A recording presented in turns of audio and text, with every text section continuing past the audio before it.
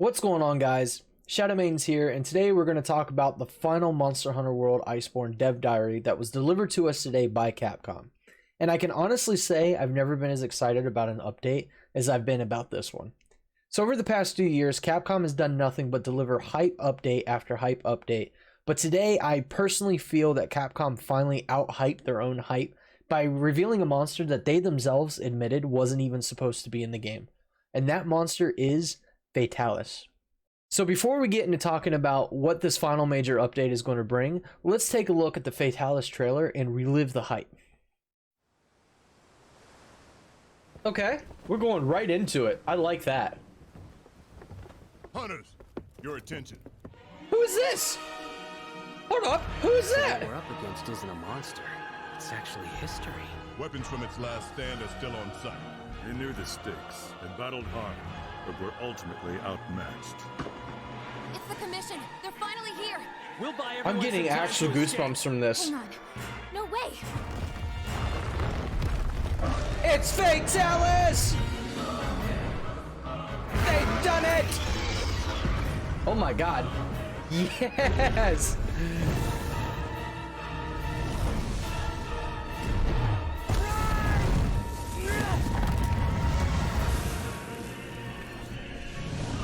Available October 1st. All right.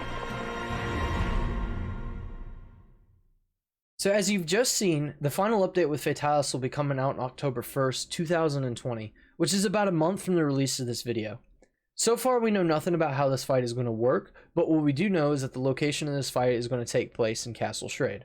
Now, Castle Strayed is an old world location that has appeared in previous games when you fought Fatalis, and serves as kind of like a traditional battleground for the monster. Beyond showing off Fatalis and the location that we're going to end up fighting Fatalis, they did show off some of the weapons in the armor. Now, the weapons in the armor look absolutely incredible. I cannot wait to get my hands on these things when this update drops. But outside of what the armor and the weapons look like, we know nothing else about them.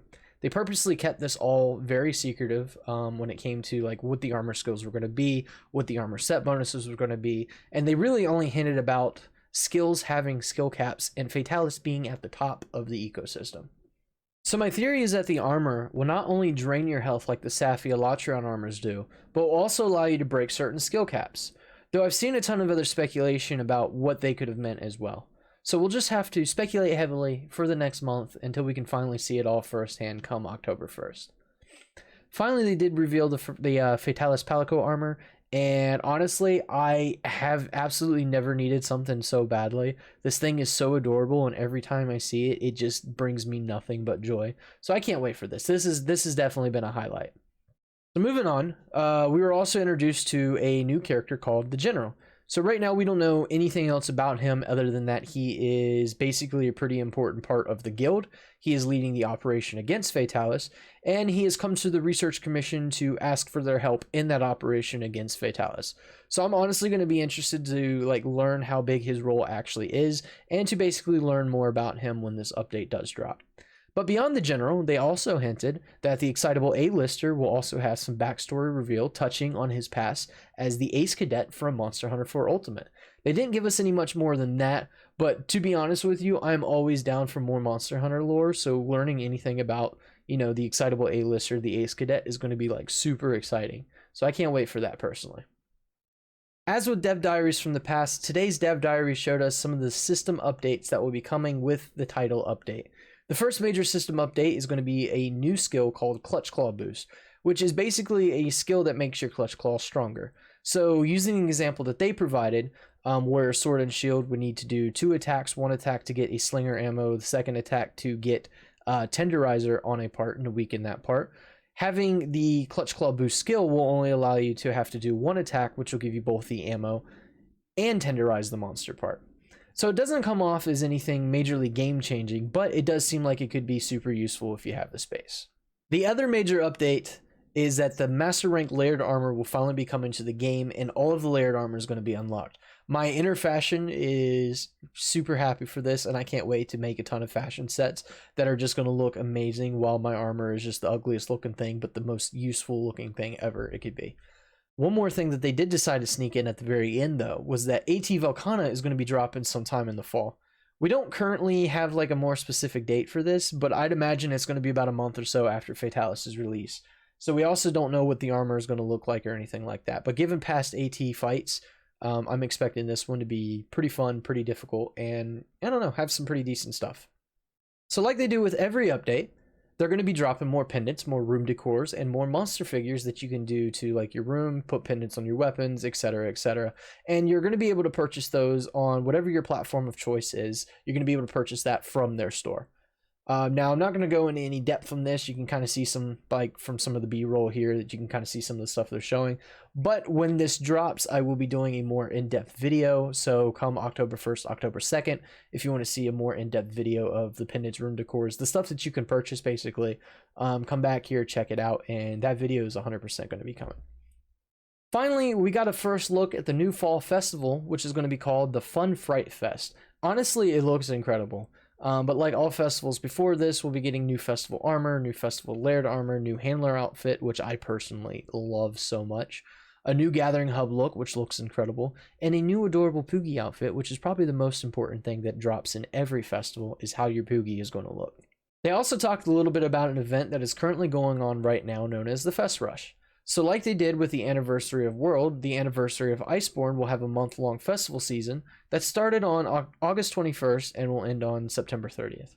So this is a great time to go back and get through the event quests that you may have missed, as well as picking up festival tickets for the Winter Star, Grand Appreciation, and Spring Blossom festivals to get any of the festival-specific decor or items or weapons or armor sets or whatever it is that you may have missed.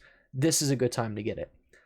I'm also going to be doing a more in-depth video of these event quests, so if you want to check back here later to maybe see what the event quests give you, make sure to come back and check this channel for that. They did end up talking a little bit about a new series of event quests that will take place in the Celiana Supply Cache. Now, if the Celiana Supply Cache sounds familiar, that's because that is a location that we fought Velkhana during the story of Iceborne, and basically kind of repelled Velkhana away from Iceborne, and then we never saw the map again. So I think it's really cool that we're going to be getting 3 new event quests, all 3 of them tempered monsters. It'll be with Kushala, Teostra, and Lunastra. They'll all be in this location on this map, and I'm super excited to go back and visit this location. That'll be starting on September 11th of 2020 and will effectively end on September 30th, 2020 as well. But I imagine that these are going to be added to the rotation as we move forward. So you'll have like 3 weeks to do them, but they should definitely stay. That was basically all they covered during today's Final Dev Diary, though. They did end the diary with a montage of the past 2 years of Monster Hunter World Iceborne that I honestly admit hit me right in the feels. It was such a emotional ending, and it was so well done. It was just incredible. If you haven't seen that yet, I highly encourage giving it a watch. I'll include a link down to that part of the dev diary in the description, so please make sure you go give it a watch, because it's just incredible. It's going to hit you in the feels. And it gives you like this high sense of accomplishment, this high sense of just shock, not even shock, but it's just like a high emotional response to the fact that we've been on this incredible journey for the past 2 years, and it's finally about to wrap up, and we're finally going to move on to the future of the Monster Hunter series. So I mean, I'm ready for this. I can't wait. Go give that video a watch, and then we can speculate about what's coming to Monster Hunter from this point on, and I'm so ready to take that journey with everybody. But with that being said, guys, thank you so much for watching.